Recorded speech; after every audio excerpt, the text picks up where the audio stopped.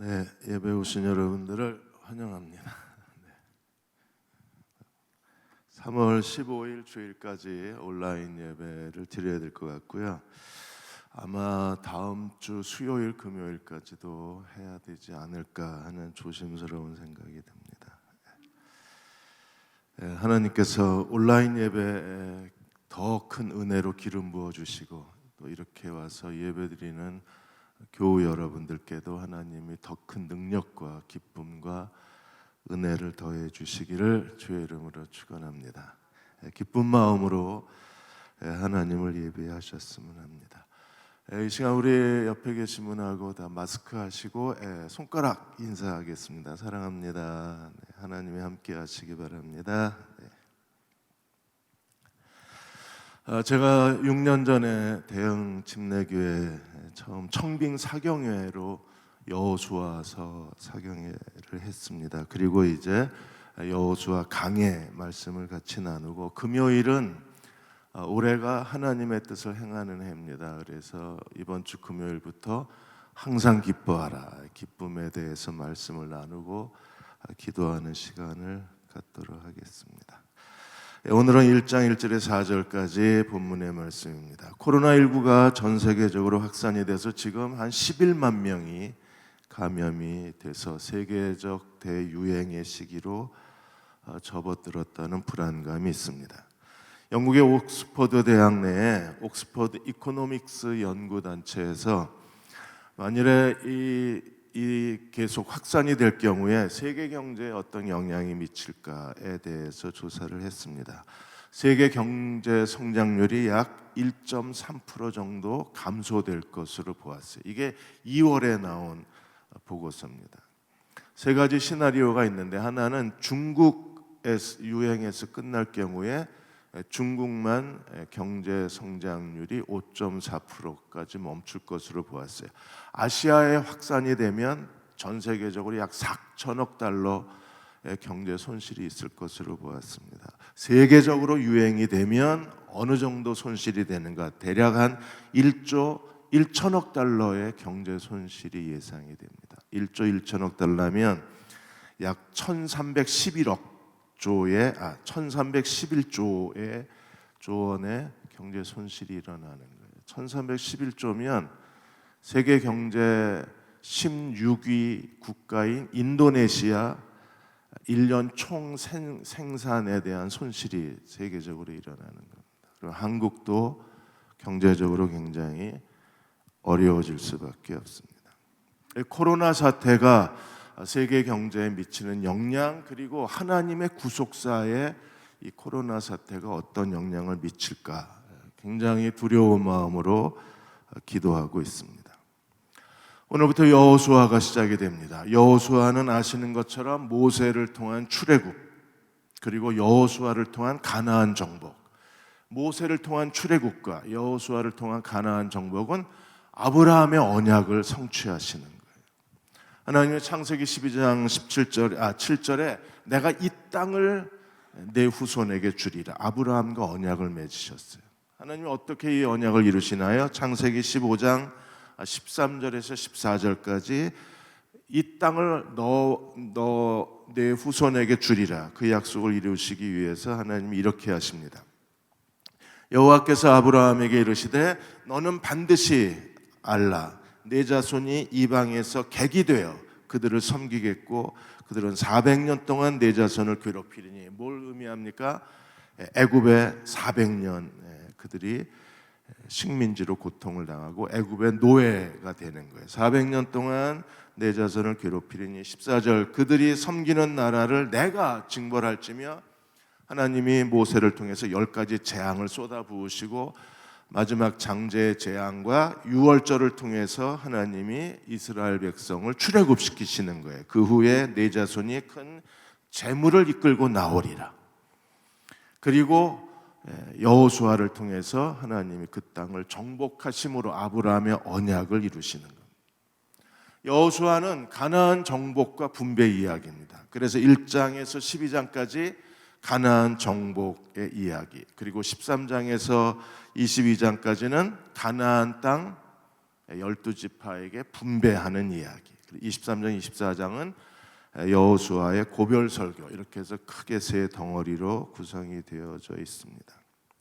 출애굽은 죄와 사망과 사탄의 권세로부터 우리를 구원하시고, 여호수아와 가나안 정복은 하나님이 그리스도 안에서 우리에게 하늘의 상급과 하늘의 유업을 주시는 과정입니다.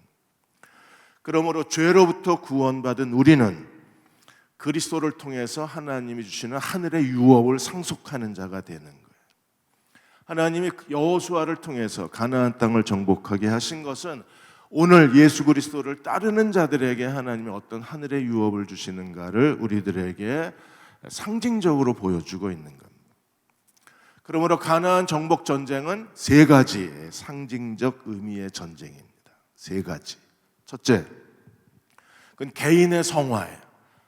하나님이 우리에게 주시는 가나안 땅은 어디 있습니까? 내 안에 있어요. 우리 안에는 영을 따라 사는 사람이 있고 육을 따라 사는 사람이 있어요. 우리 안에는 죄에 대한 죽음이 있고 하나님께 대한 부활이 있습니다. 그러므로 우리가 정복해야 될 가나안 땅은 어떤 땅입니까? 내가 나를 정복해야 돼요. 우리는 죄에서 떠나서 하나님을 본받고 하나님의 성품을 닮아야 하고 하나님의 뜻을 행하는 그분의 종들이 되어야 합니다. 그러므로 가나안 정복은 나 자신을 정복하는 거예요. 내가 나를 성령과 더불어 그리스도와 더불어 나를 정복해 가는 과정입니다. 베드로전서 4장 1절에서 3절까지 그리스도께서 이미 육체의 고난을 받으셨으니 너희도 같은 마음으로 갑옷을 삼으라. 이는 육체의 고난을 받은 자가 죄를 그쳤음이니. 죄가 그쳤다, 죄를 정복했다, 이게 우리의 가나안 정복입니다. 그래서 3절, 2절, 그 후로는 다시 사람의 정력을 따르지 않고 하나님의 뜻을 따라 육체의 남은 때를 살게 하려 함이니, 가나안 정복입니다. 우리가 가나안을 정복했다, 내가 나를 정복했다. 어떻게 되는 건가요? 내가 하나님의 뜻을 따라 살기를 시작합니다. 그래서 우리가 정복해야 될 가나안 땅은 무엇입니까? 3절에 너희가 음란과 정력과 술 취함과 방탕과 향락과 무법한 우상 숭배를 하여 이방인의 뜻을 따라 행한 것이 지나간 때가 족하도다.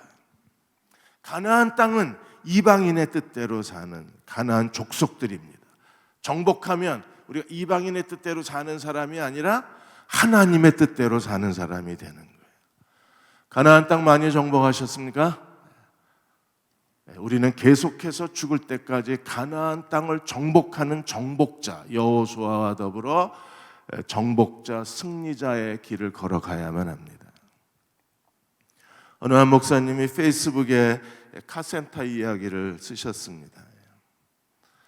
이 자동차 그 워셔의 그 모터가 고장이 나가지고 워셔액이 자동 분출이 안 되는 거예요. 그래서 그냥 관심 없이 있다가 어느 날은 이제 너무 불편하니까 이제 카센터에 그 수리를 하러 갔는데 카센터에 그 워셔액 펌프 부품이 늦게 오는 겁니다. 그래서 어쩔 수 없이 카센터 사장님하고 이제 대화를 나누기 시작했는데 카센터 사장님이 지금의 정부에 대한 불만, 그 다음에 여호와 증인들의 그 신앙 양심으로 인한 병역 기피 이런 거에 대한 이제 불만을 쏟아놓은 거예요. 목사님도 그 카센터 사장하고 같이 불만을 얘기하고 싶었는데 이상하게 말하기 싫어서 그냥 듣고만 있었습니다. 혼자 얘기하다가 이제 다시 일하러 가시고 목사님이 심심하니까 이제 혼자 휘파람으로 찬송가를 부른 거예요. 근데 카센터 사장이 갑자기 교회 다니십니까? 이러고 물어보는 겁니다. 자기도 얼마 전부터 교회를 다녔는데 아멘이 무슨 뜻이냐, 할렐루야가 무슨 뜻이냐, 세례는 누가 받는 거냐 이렇게 물어보길래 목사님이 아주 간단하면서도 쉽게 설명을 해주시고 언제 기회가 되면 우리 교회도 한번 놀러 오시라고 그랬더니 목사님이십니까? 이러더니 어째 참 차분해 보이시고 평온해 보이셔서 혹시 목사님이 아닐까 생각을 했다는 거예요. 그래서 목사님이 그 얘기를 들으면서 가슴이 뜨끔했답니다. 만일에 자기가 그 부품이 늦게 오는 걸 거기서 카센터 사장한테 불평을 하고, 그리고 정부에 대한 불만을 얘기할 때 같이 동조하고 이랬으면 얼마나 그 처음 예수 믿는 카센터 사장한테 안 좋은, 목사에 대해 안 좋은 이미지를 남기지 않았을까? 주님의 영광을 가리지 않았을까? 목사라는 그 이미지를 혹시 손상시키지 않았을까? 갑자기 두려운 마음이 들었답니다. 우리는요, 어디를 가나 우리 개인의 말과 행실로 인해서 하나님의 영광을 가리는 사람이 되면 안 되는 거예요. 우리는 만나는 사람들에게 그리스도의 아름다움을 보여주는 그리스도의 종들이 되어야 합니다. 이방인의 뜻을 따라 사는 자가 아니라 하나님의 뜻을 행하는 사람이어야 돼요. 누가 그렇게 살 수 있습니까? 가나안을 계속해서 정복하는 사람만이 하나님의 뜻대로 살 수 있는 거예요. 가나안 정복 두 번째, 그것은 우리 지역사회를 변화시키는 겁니다. 하나님이 대전에 대형 침례 교회와 여기에 많은 교회를 하나님께서 세우신 목적이 어디 있어요? 대전을 복음화하고 대전을 변화시키고 대전에 하나님의 선한 뜻이 이루어지기를 원하시는 거예요. 마태복음 5장 13절에 16절까지 예수님이 이렇게 말씀하셨습니다. 너희는 세상의 소금이니 소금이 만일 그 맛을 잃으면 무엇으로 짜게 하리요? 후에는 아무 쓸데없어 다만 밖에 버려져 사람들에게 밟힐 뿐이니라. 소금이 그 맛을 잃으면 어떻게 돼요? 아무 쓸데가 없다 그랬어요. 근데 너희가 세상의 소금이라고 말씀하셨어요. 그리고 14절에 너희는 세상의 빛이라. 산 위에 있는 동네가 숨겨지지 못할 것이요 사람이 등불을 켜서 말 아래 두지 아니하고 등경 위에 두나니 이러므로 집안 모든 사람에게 비치느니라. 한국의 모든 집들은요, 전등이 다 어디 달려 있어요? 천정에 달려 있습니다. 왜 천정에 달아놔요? 그래야 집안 모든 구석구석을 비출 수 있기 때문에. 교회는 세상에 비칩니다. 그리스도인은 세상에 비칩니다. 집안 모든 사람에게 비춰야 돼요. 그리고 16절에 이렇게 말씀하셨습니다. 이같이 너희 빛이 사람에게 비치게 하여 그들로 너희 착한 행실을 보고 하늘에 계신 너희 아버지께 영광을 돌리게 하라. 뭘 보고? 너희의 착한 행실을 보고. 그러니까 교회는 이 자기가 속해 있는 지역사회 이웃들에게 그리스도의 선한 행실을 보여줄 수 있는 교회여야 돼요. 그래서 하나님께 영광을 돌림으로 그 도시를 변화시키고 그 도시가 죄에서 떠나서 선으로 바뀌어지는 그런 변화가 우리가 속해 있는 이웃과 우리가 살고 있는 이 도시에서 그런 놀라운 변화가 일어나야만 합니다. 백령도에 가시면 백령도의 첫 번째 교회가 중화동 교회입니다. 이 중화동 교회가 그 1886년에 설립이 됐어요. 백령도에 유배당한 김성진이라는 분이 계셨는데 이분이 백령도에 유배당하면서 신약성경을 하나 들고 들어갔어요. 그래서 거기서 신약성경을 읽다가 예수님의 가르침에 깊이 감동을 받고 자기 그 유배당한 집의 집주인이 허득이라는 분이셨는데 허득이라는 분한테 성경 이야기를 들려줘요. 그래서 두 사람이 매일 성경을 읽다가 6개월 뒤에 그 자기가 살고 있는 중화동의 동네 주민들을 다 모아놓고 백령도 주민들을 모아놓고 성경 이야기를 합니다. 김성진하고 허득 두 분이 성경 이야기를 하고 우리가 다 예수를 믿었으면 좋겠다. 근데 동네 백령도에 있는 주민들이 다 예수 믿겠다고 찬성을 한 거예요. 그래서 거기에 청년 하나를 황해도 소래교회로 보냈어요. 황해도 소래교회로 보내서 거기에서 서경조, 홍종옥 이 두 분이 내려와서 이 백령도에서 그들과 같이 머물러 있으면서 중화동 교회 창립 예배를 드리고 함께 그 머물러 있으면서 그들이 어떻게 하나님을 예배해야 되는가를 가르치고, 그리고 1990년 11월에 언더우드 선교사가 이 백령도 중화동 교회에 가서 7명에게 침례를 줍니다. 그리고 이제 그 다음에 첫 번째 교역자 한연일 전도사가 부임하면서 이제 백령도 교회 역사가 시작이 되는 거예요. 한때는 주민의 90%가 그리스도인이었어요. 지금은 절반, 한 50%밖에 되질 않습니다.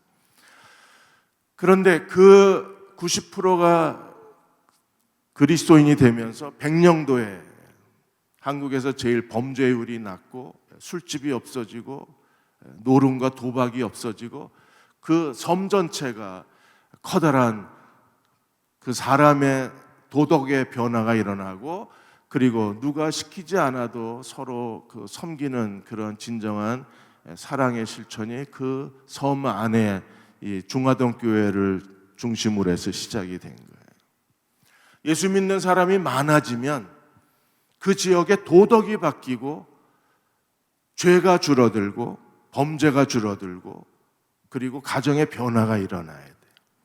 그게 우리가 해야 될 가나안 정복의 두 번째 사명인 거예요. 마지막으로 세 번째는 무엇입니까? 우리가 정복해야 할 가나안 땅은 어디 있어요? 우리가 세계 선교의 사명을 감당해야 합니다. 마태복음 24장 14절에 이 천국 복음이 모든 민족에게 증언되기 위하여 온 세상에 전파되리니 그제야 끝이 오리라. 교회가 해야 할 이 시대의 가나안 정복은 무엇입니까? 이 천국 복음이 모든 민족에게 전파되리니 교회가 감당해야 할 이 시대의 가나안 정복입니다. 사도행전 1장 8절에 오직 성령이 너에게 임하시면 너희가 권능을 받고 예루살렘과 온 유대와 사마리아 땅끝까지 이르러 내 증인이 되리라. 이게 우리가 감당해야 할 이 시대의 가나안 정복의 사명입니다.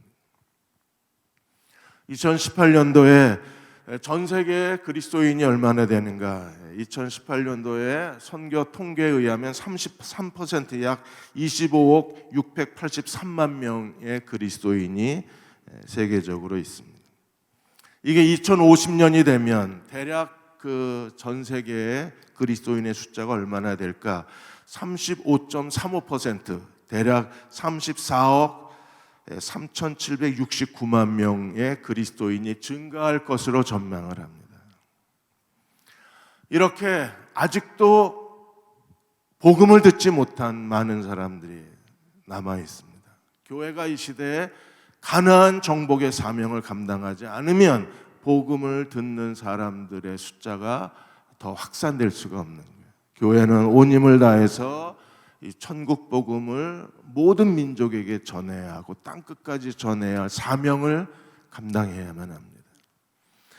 이제 모세와 여호수아를 살펴보고자 합니다. 하나님께서 모세가 죽은 이후에 여호수아를 세워놓으셨어요. 1장 1절에 보시면 여호와의 종 모세가 죽은 후에 여호와께서 모세의 수종자 눈의 아들 여호수아에게 말씀하셨어요. 모세는 여호와의 종, 여호수아는 모세의 수종자.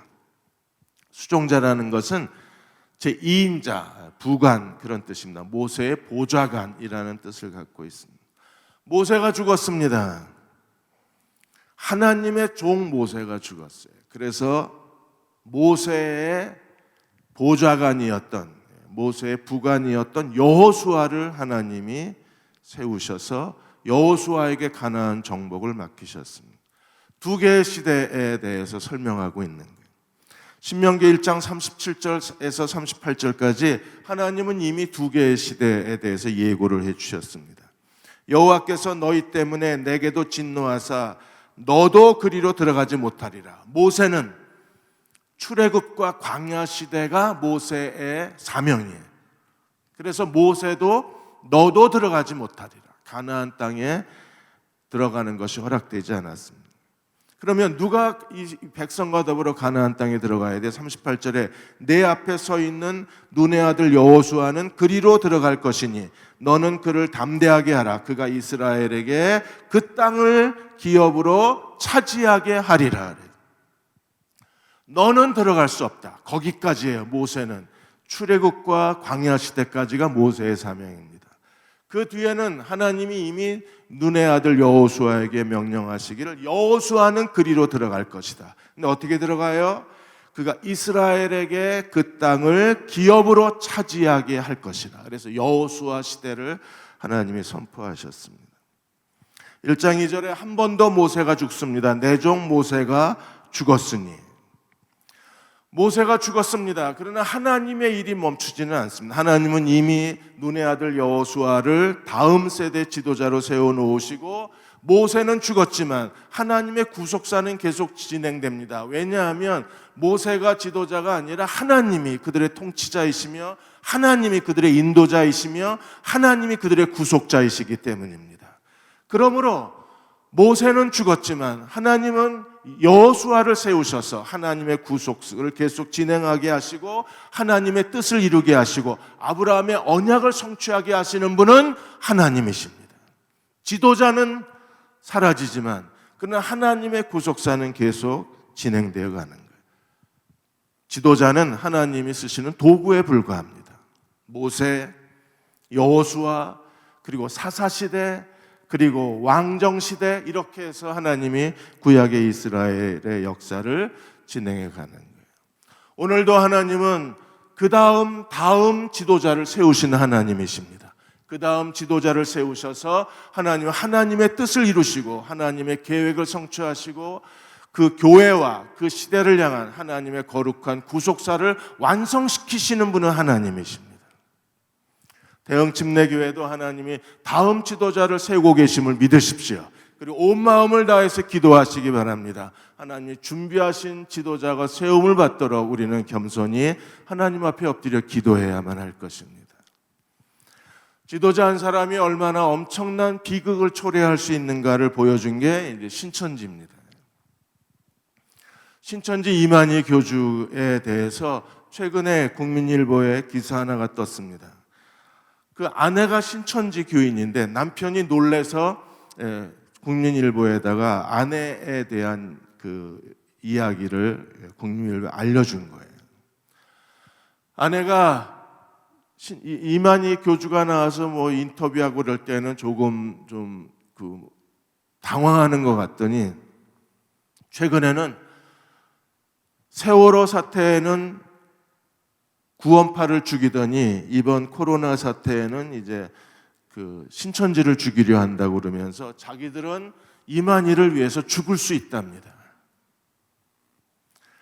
와, 정말 대단하다 그랬습니다. 우리는 이만희를 위해서 목숨을 내놓을 수 있다. 우리도 뭔가 하나가 있어야 되지 않냐. 뭔가 하나가 있어야 된다. 그 하나가 뭐냐 하면 우리는 신천지와 이만희를 위해서는 죽을 수도 있다. 죽을 각오로 대응하겠다는. 이런 사람들이 변화될 수 있을까요?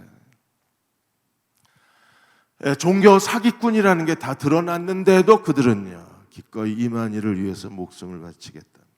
거짓에 속는 사람들은 그 거짓인 것을 전혀 판단할 분별력이 없는 거예요. 그리고 계속 거짓의 늪에 빠져들어갈 수밖에 없는 겁니다. 우리는 하나님 앞에 기도해야 합니다. 이 시대에 하나님의 구속사를 이끌어갈, 모세가 죽은 후에 그 다음 세대를 이끌어갈 수 있는 지도자를 주시기를 온 힘을 다해서 기도해야 합니다. 대형 침례교회뿐 아니라 한국교회 전 세계에 하나님의 구속사가 하나님의 때에 성취될 수 있도록 교회가 이 가나안 정복의 세 가지 사명을 감당할 수 있도록 하나님이 복음적인 지도자, 하나님께 충성된 지도자, 하나님 마음에 합한 지도자를 주시도록 온 마음을 다해서 기도해야 합니다. 그렇게 기도하시기를 축원합니다. 마스크 쓰셔서 아멘 하는지 보이지도 않습니다. 여호수아가 해야 될 일은 무엇인가요? 여호수아에 대해서 하나님이 세 가지를 말씀을 하셨어요. 1장 2절에 내 종 모세가 죽었으니 이제 너는 누구예요? 여호수아의 사명이 시작됩니다. 이제 너는, 제일 먼저 여호수아가 해야 될 일이 무엇입니까? 이 모든 백성과 더불어 일어나 요단을 건너. 그러니까 여호수아가 해야 될 첫 번째 사명이 뭐예요? 요단을 건너. 모세가 이스라엘 백성을 출애굽할 때 제일 먼저 해야 될 일이 무엇입니까? 유월절 이후에 홍해를 건너. 여호수아가 가나안 정복을 위해서 그가 제일 먼저 하나님이 그에게 시키신 일이 뭐예요? 요단을 건너. 요단을 건너 내가 그들 곧 이스라엘 자손에게 주는 그 땅으로 가라. 이래서 가라. 그러니까 여호수아가 해야 할 첫 번째 사명은 무엇입니까? 하나님이 이스라엘 백성에게 주시기로 약속한 그 땅으로 가라 그랬어요. 가려면 요단을 건너야 돼. 요단을 건너서 그 땅으로 가라. 요단을 건넌 것은요, 요한복음 5장 24절에 있는 것처럼 그제들이 이제는 광야에서 가나안으로, 사망에서 생명으로 옮겨지는 걸 뜻합니다. 홍해바다는요, 애굽에서 그들이 하나님의 구원, 약속의 땅으로 그들이 옮겨진 것을 뜻하는 것처럼 이제 여호수아는 요단을 건너서, 요단만 건너면 약속의 땅이에요. 요단만 건너면 하나님 이스라엘에게 주시고자 하신 약속하신 땅입니다. 요단만 건너면 하나님이 창세기 12장 7절에 아브라함에게 내 후손에게 주리라 약속한 그 땅입니다. 두 번째, 3절에 보시면 내가 모세에게 말한 바와 같이 너희 발바닥으로 밟는 것은 모두 내가 너희에게 주었노니 가라. 두 번째는요, 주었노니 하나님이 누구에게 주셨어요? 모세에게 말한 바와 같이. 하나님이 여호수아가 해야 할 일은, 모세가 죽었기 때문에 모세의 사명이 취소되고 모세의 사명이 없어진 게 아니라 여호수아가 해야 될 일은 무엇입니까? 모세에게 주신 사명과 모세에게 주신 언약과 모세에게 주신 약속이 여호수아에게 그대로 계승이 되는 거예요.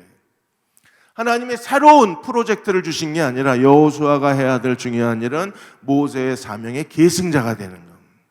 하나님이 모세에게 주신 그 약속, 여호수아에게 주신 하나님의 사명이 무엇입니까? 너희 발바닥으로 밟는 곳은 내가 너희에게 주었노니. 주었노니.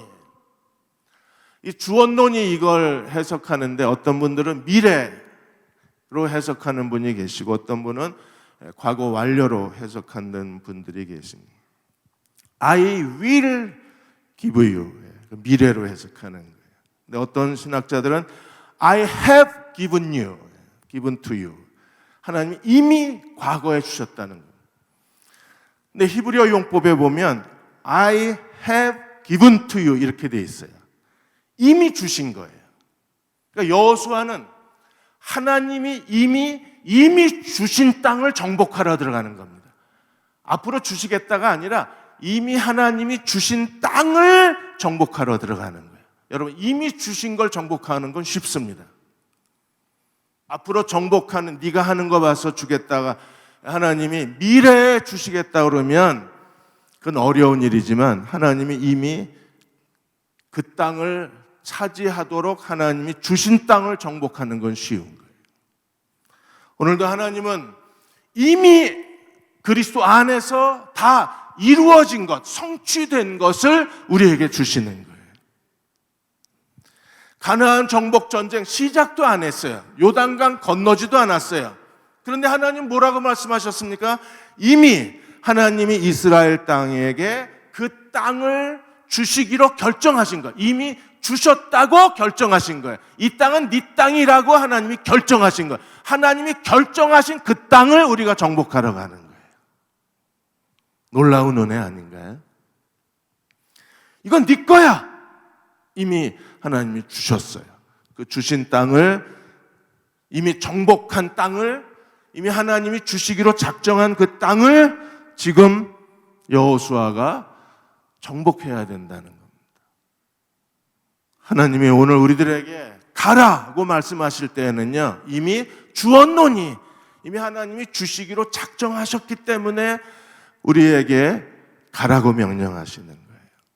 순종하고 가면 어떤 일이 벌어집니까? 4절에 세 번째, 광야와 레바논으로부터 큰 강 유브라데 강까지 해쪽 속에 온 땅과 또 해지는 쪽 대까지 너희 영토가 되리라. 가라, 주었노니 너의 영토가 되리라. 내 땅이 되리라.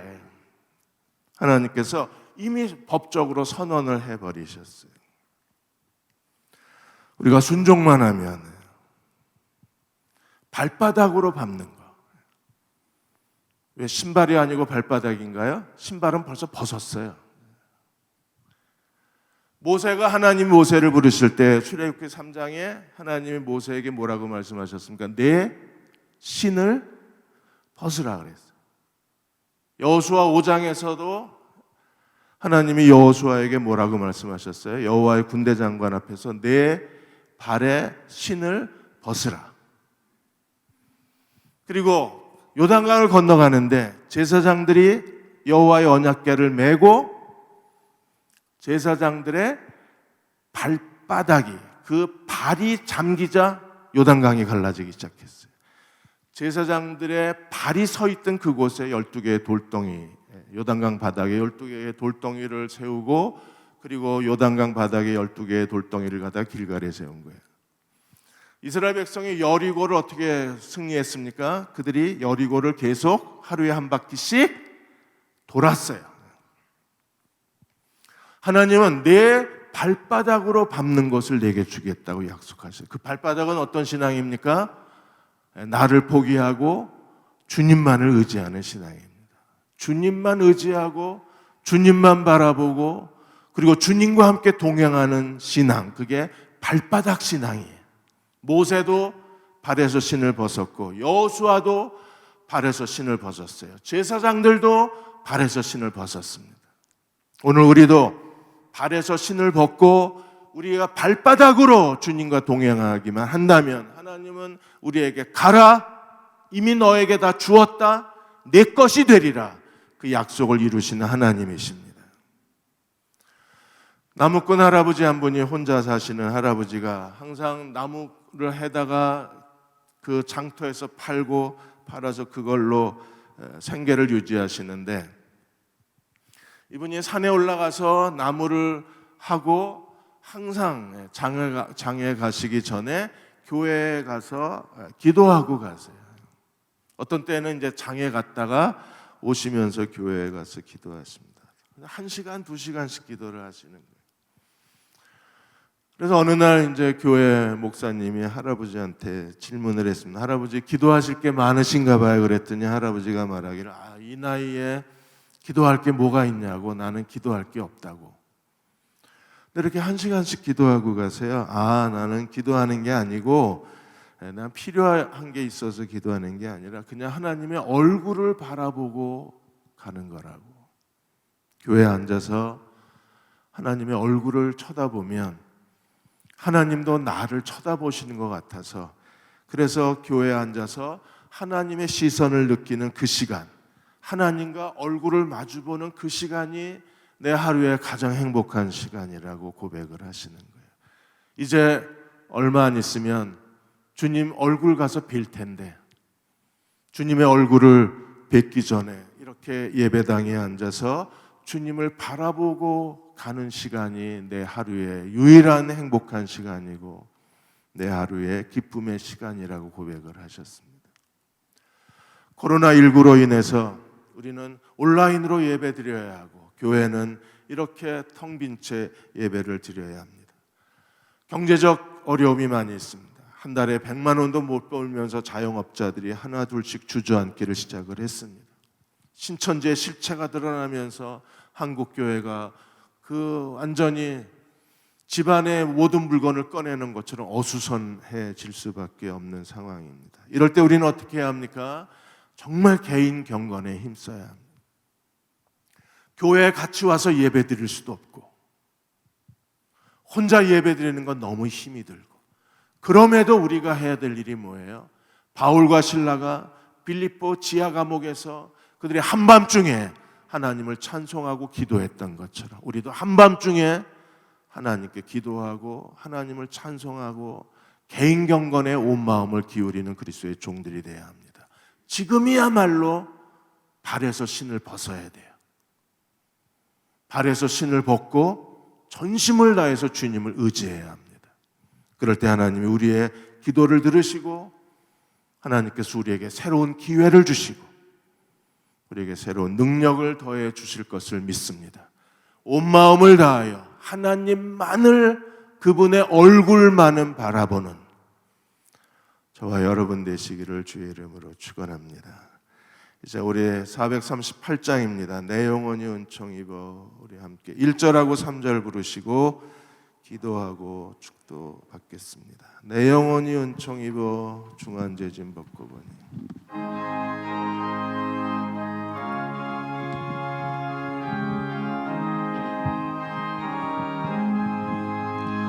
내 내 영혼이 은총 입어 중한 죄질 벗고 보니 슬픔 많은 이 세상도 천국으로 와도다. 할렐루야 찬양하세. 내 모든 죄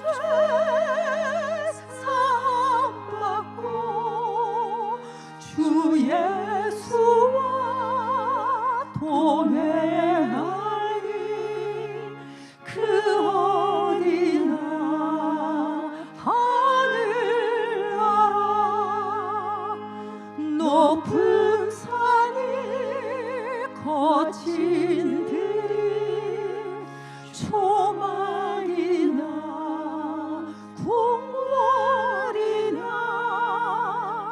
내 주 예수 모신 곳이 그 어디나 하늘나라.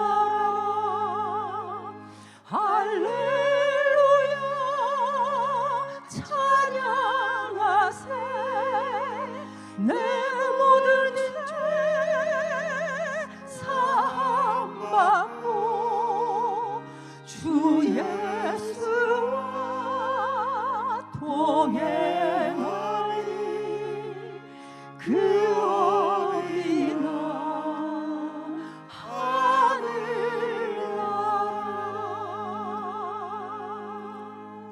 주님과 동행하면 어디나 하늘나라가 될 수 있습니다. 온라인 예배를 드려도 그곳이 하늘나라가 될 수 있습니다. 이렇게 교회에 와서 함께 예배드리지 못하는 이 쓸쓸함과 외로움도 주님과 동행하며 하늘나라가 될 수 있습니다. 하나님, 주님만 바라보게 하여 주옵소서. 높은 산, 거친 들, 초막이나 궁궐이나 내 주 예수 모신 곳이 그 어디나 하늘나라. 집에서 예배드리는 우리의 마음도 하늘나라가 되게 하여 주시고, 또 예배당을 쳐다보고 같이 예배드리지 못하는 마음을 주님이 축복하셔서 그 마음도 하늘나라가 되게 하여 주옵소서. 주님만 바라보게 하여 주시고, 주님을 더 사랑하게 하여 주시고, 주님을 더 의지하게 하여 주시고, 주님과 동행하는 저희들 되게 주옵소서. 이제 우리 같이 소리내어 통성으로 기도하겠습니다. 아버지 하나님, 주님과 동행하게 주옵소서. 더 간절하게 해주시고, 더 마음을 다해 의지하게 하여 주시고, 주님만 사랑하는, 주님을 사랑하는 마음을 주님이 더하여 주시고,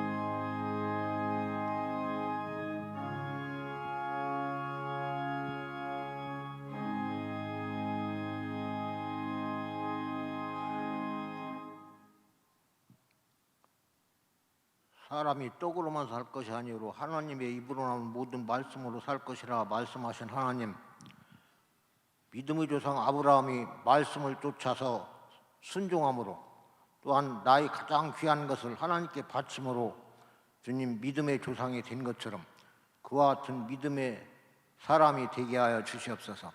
또한 야곱이 야복강에서 주님 뼈가 물글되도록까지 기도를 해서